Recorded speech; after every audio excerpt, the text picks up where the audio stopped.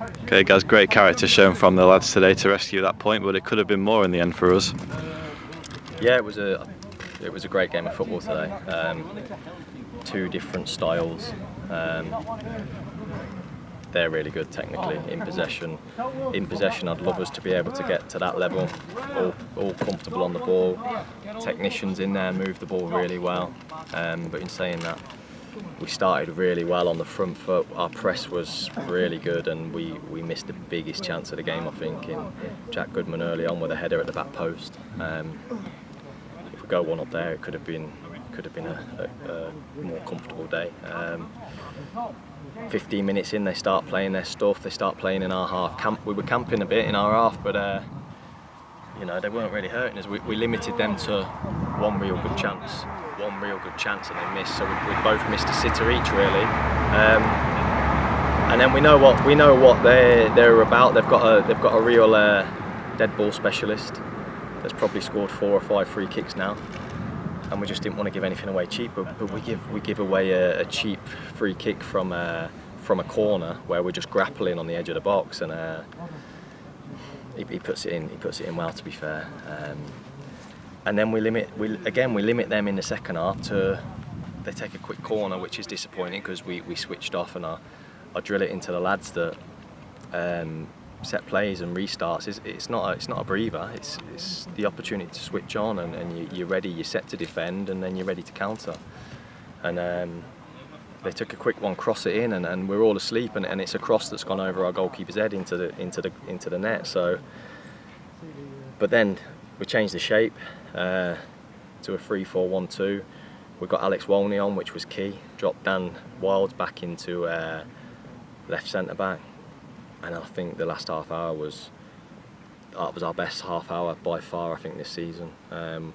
Superb front foot, had them against the ropes, you know, and we get the first goal back in Jack Goodman. It's a great finish. Just before that, Will Hollins should slip him in, but he doesn't, and then Will makes a great interception 30 seconds later, slips him in, and Jack scores. And delighted for Jack, because I challenged him at half time. I didn't think his work rate was quite to standard, and I said, you know, the lads are working hard and feel like you're not putting a shift in. And fair play to him, he's answered me in the right way, and he scored 2 great goals. He's got us back in it with the equaliser as well, which was a really good goal. Touch finish, his natural finisher, but he should have went home with 4 today. So I said, that's your challenge, you know, be happy that you've got your 2, but be annoyed you can't be missing them 2 sitters that you missed. Will Hollins was superb in midfield. He would have comfortably got in their team today in terms of technical ability. Just his decision making in his end product at times is the big difference that will determine whether Will goes on further or not. He could have scored us a couple from midfield, but you know, his drive, his passing, his delivery, and his driving with the ball was really good. Alex Wolney made a big difference to us coming on, and we went 2 up top because he's good at pinning, he's strong, he brings people into the game. That allowed us to get our wide men higher, wider, and receive the ball in with more quality and more control, because everything was a little bit loose and erratic, wasn't it? And our possession, first half, the possession stats was ridiculous because they were just all very good on the ball, movement really good. But one thing we were robust. And like I say, we limited them to 1 chance in open play, and they scored from a free kick. And we still had the biggest chances of the game. But as I say, the response from being 2-0 down, we made a little change to go 2 up top. Corey Cole went into the 10 with, you know, and it's probably his best half hour of the season. And we should come away with a comfortable win. If you watch the clips and the chances in the game, we should probably come away scoring 6-7 goals again.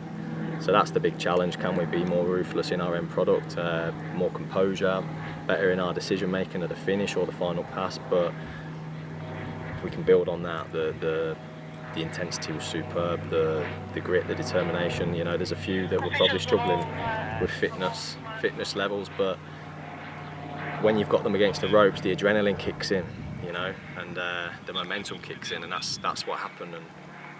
And delighted with the performance today, really am. And we've got Mansfield again next week, only 2 weeks after being beat by them. Is there going to be extra fire in the lads' bellies to continue and pick up where they left off today? Yeah, hopefully. Mansfield's always a tough one, you know. They play 3 under-19s as well, which, you know, you're allowed to do it, but is it benefiting them, really? I don't think it is. They're playing 3 years of youth team football at under-18 level. So it gives them the upper hand physically, and there was a massive physical gulf last week, but we didn't play anywhere near how we could play in possession, and we weren't robust enough out of possession. So yeah, it's something to build on. It gives us a bit of thought process during the week, how we start the game, what shape we play. But I thought we started the game really well today in the 4-3-3, and like I say, we had a couple of gilt-edged chances early on where we should be 2 up.